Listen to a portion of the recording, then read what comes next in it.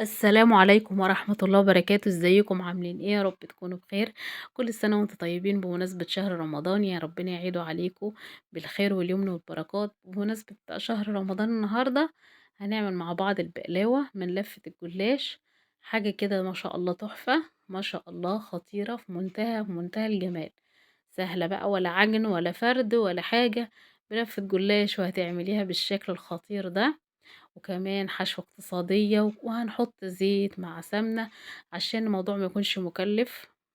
ويلا بينا بقى نشوف هنعملها ازاي. يلا بينا. جبت هنا ورقة من الجلاش ودهنتها سمنة على زيت كويس قوي. خلاص، واهم حاجة الاطراف علشان خاطر ساعة اللف يلزقوا في بعض. جبت ورقة تانية وهعمل نفس اللي عملته المرة الاولى او في الورقة الاولى. هدهنها بالشكل ده كده.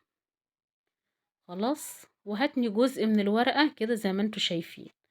وهبتدي اجيب بقى حشوة اللي هو السوداني مجروش كده.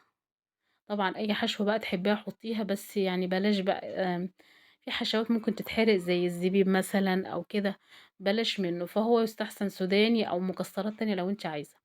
وهجيب السيخ بتاع الفرن اللي انتوا شفتوه ده، وهبتدي الف الجلاش على السيخ كده. سهلة قوي قوي وبسيطة اهي.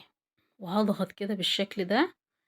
طبعا اللفة لو هي طازة يكون احسن، اللفة عندي بقالها 6 ايام في التلاجة فكتر خيرها يعني، فمنعكشة كده شوية وايه ومش مظبوطة. لكن لو هي لسه صابحة وطازة هتبقى احسن معاكي من كده.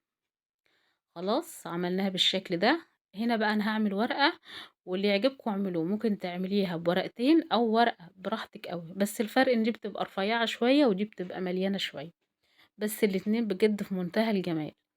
برضو دهنتها زبدة كده، وتانيت ورقة الجلاش. ونفس اللي عملته المرة اللي فاتت، حطيت سوداني مجروش وجبت السيخ على الناحية المتنية، وابتديت أبرم أبرم لحد آخر الورقة. أهم حاجة بس زي ما قلتلكوا يعني نملى الأطراف بالسمنة عشان تلزق. هنا حسيت إنها ناشفة شوية وما بتلزقش، رحت مديها فرشة كده بالسمنة مع الزيت. وهكشكش كده يعني زي ما انتوا شايفين بالشكل ده. وهبتدي اقطع بالسكينة بقى.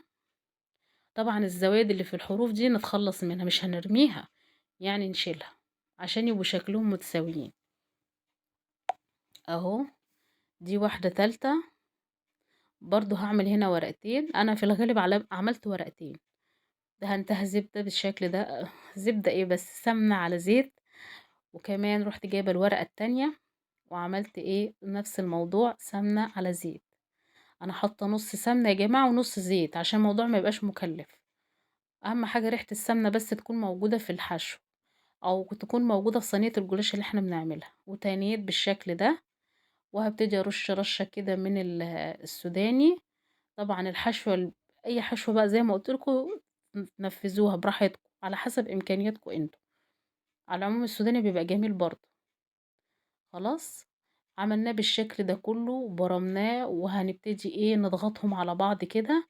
وزي ما قلت لكم حسيت انها ما فيها السمنة كتيرة، رحت مزودة كده وضغطت. واحطها بقى في الصينية بعد ما اقطعها، وهدخلها على فرن على درجة حرارة 180. هيقعد له بتاع نص ساعة.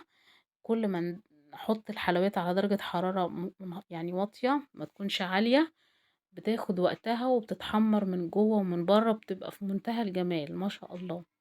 هنا خلاص كان قعد بقى الفترة بتاعته. أول ما طلع من النار على طول سقيته بالشربات، شربات تقيل بارد.